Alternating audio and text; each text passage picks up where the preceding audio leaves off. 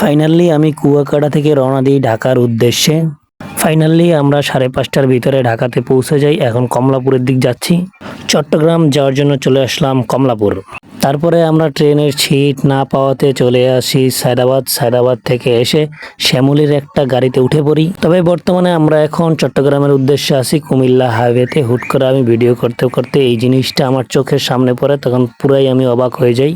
তারপর কুমিল্লাতে একটা রেস্টুরেন্টে ব্রেক করে রেস্টুরেন্টে আমরা ঢুকি, কিছু খাওয়া দাওয়া করি। সেখানটা দেখার মতো ছিল রেস্টুরেন্টটা।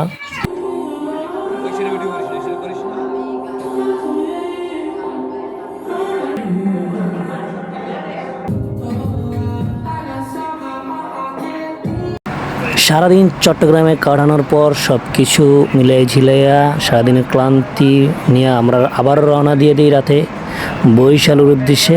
এখন দেখতে থাকুন ঢাকা চট্টগ্রামের হাইওয়ের রেসিং খেলাগুলো।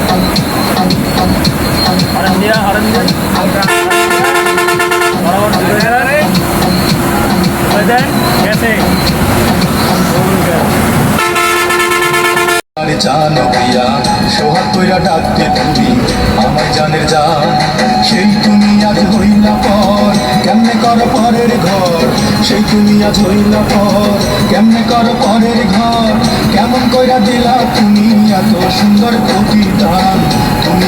তবে এই গাড়িটা ওভারটেক দেওয়ার সময় আমার ফোনটা বন্ধ হয়ে যায়। তো দেখা হচ্ছে নেক্সট কোনো ট্যুরে।